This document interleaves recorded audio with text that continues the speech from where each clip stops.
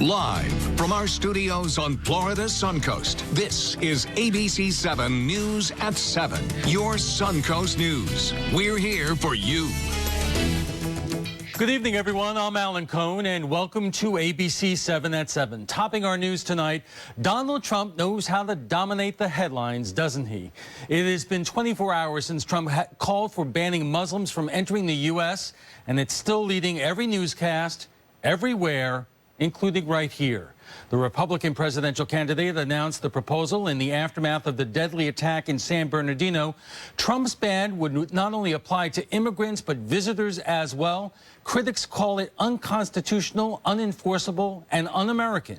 And despite widespread condemnation from members of both parties, Trump is standing by his statements. Let's take a look at those comments. Donald J. Trump is calling for a total and complete shutdown of Muslims entering the United States until our country's representatives can figure out what the hell is going on. At Trump's rally last night in South Carolina, supporters responded to the plan with cheers and applause. And we'll have local reaction to Donald Trump's statements coming up.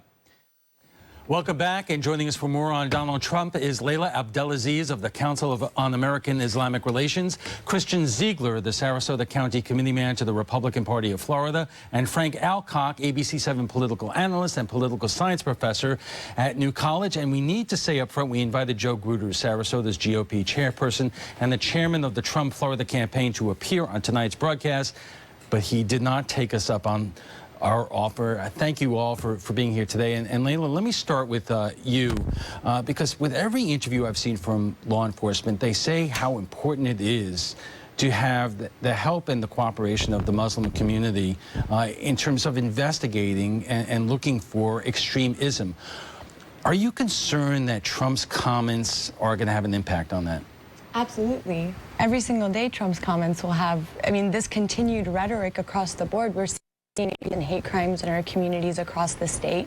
And, I would like to mention that the Muslim American community has been the #1 ally of law enforcement in finding and rooting out extremism from our communities. The Tsarnaev brothers in Boston, they were kicked out of the mosque by the mosque community. Several times throughout the state of Florida, there have been instances where it was community members that came to Care Florida because it's an institution that they trust, and Care Florida has developed institutions with law enforcement agencies all across the state.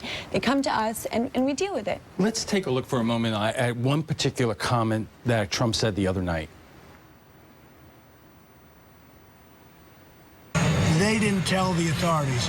They knew what was going on. The mother knew. I think the sister interviewed. I think she knew. We better get a little tough and a little smart, or we're in trouble.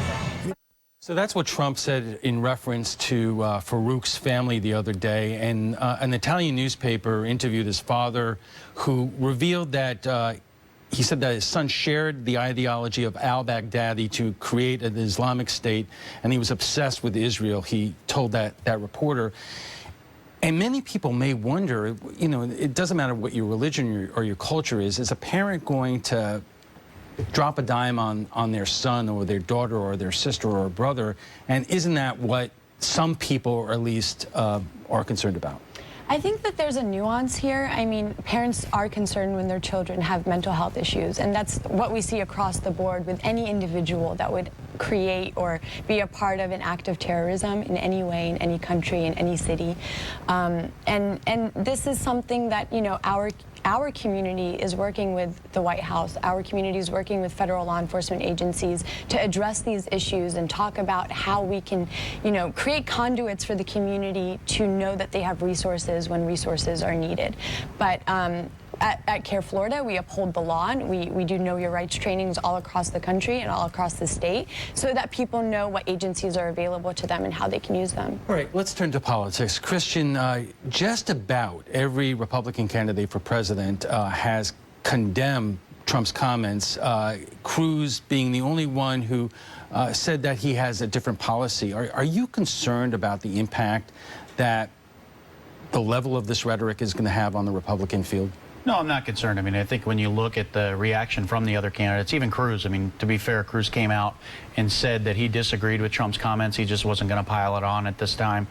You have the Speaker of the House, who's the highest ranking Republican currently in office, and he came out against the comments. I personally don't share those beliefs.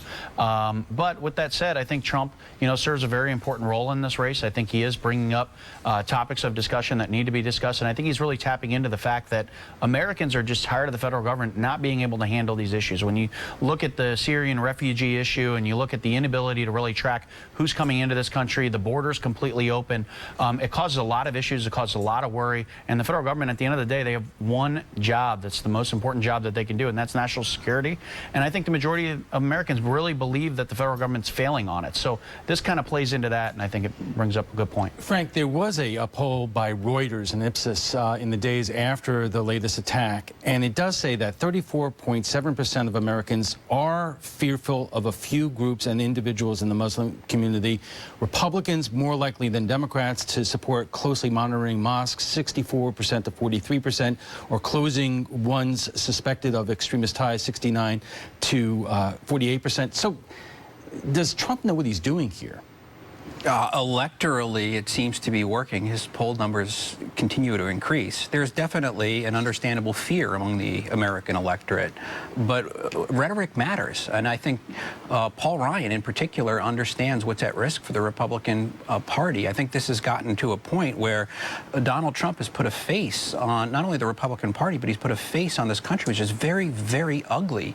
And I think we've gotten past the point where you can sit there and say, well, I just don't agree with what he said today as a policy position. I think the question that the Republican Party, I think every community, I think every candidate down the ticket is going to have to ask themselves, is this who we are? And you heard Paul Ryan today say, no, this is not who the Republican Party is, but I don't think you're going to get away with that. I see you both chomping at the bit, so Christian first. I mean, this is an issue that I have with the discussion that's going on, is the fact that, here Trump says something and now it's the Republican Party's position, even though the Republican Party has come out overwhelmingly. You look at all the other candidates against.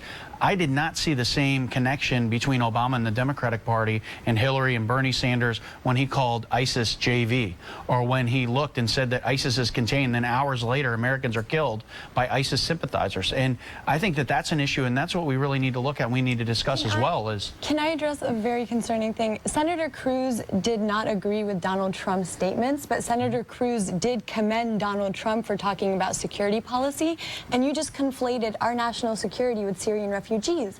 This is the problem with the Republican Party, creating problems that don't exist. You are speaking to people's fears. You are speaking to people's paranoia. When you look at the attacks that have happened, whether it's on 9/11 or these other terrorist attacks that have happened, they have a lot in common.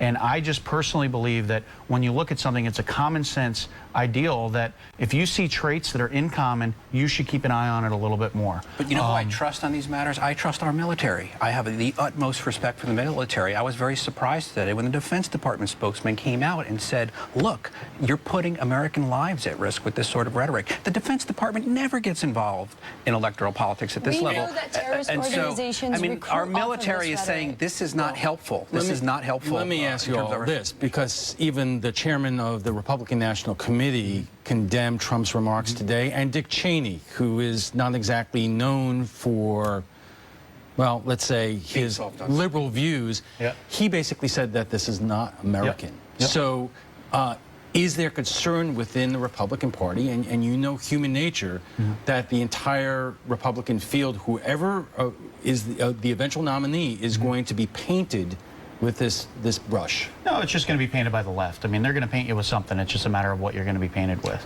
And I think when you look at this, I mean, and that's why I'm kind of shocked. Like, you look at the RNC chairman comes out and he, has his comments. Dick Cheney, former vice president, Speaker of the House, Republican. All these individuals are Republicans. Why is this being painted as a Republican, issue, if you will? When you have one individual that makes a statement, and even you're referencing the Republican Party as blanket statements, I just don't believe that that's fair. I don't see the same thing on the left with Obama's failure with national security. Why isn't the entire Democratic Party being blamed by the media as well? I'd like to address that. Okay, because we have less than a minute left. Primary polls are skewed. We know that it's a certain electorate that pays attention, but it is concerning that the most most committed GOP voters today are putting Donald Trump on at the headline and the front runner of the GOP That's party. in reaction to Obama's Final failures. word to Frank Alcock. You are the political scientist here. Is it human nature that this is going to impact the entire Republican field?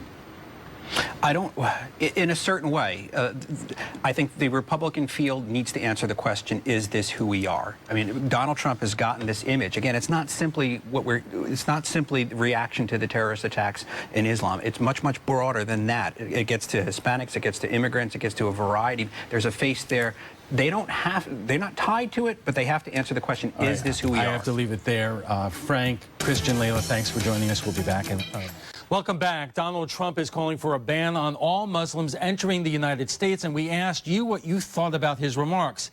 Andy Gunsky writes, every other politician is making excuses for Muslims and refuse to say radical Islamic terrorism. Enough is enough. Close the border. No more illegal aliens and no more importing the jihad. Bonnie McDowell writes, please quit reporting everything he says. We have to shut him down, and it starts with the media. And Paul Pivoranik writes, he said we should stop letting in Muslims until our country's representatives can figure out what is going on. Everyone seems to be leaving out the last part and even distorting the first part. So if you'd like to join the conversation on tonight's topic, just visit our Facebook page at facebook.com/news@7. And that is all the time we have for this evening. Thanks for joining us. I'm Alan Cohn. Have a great night.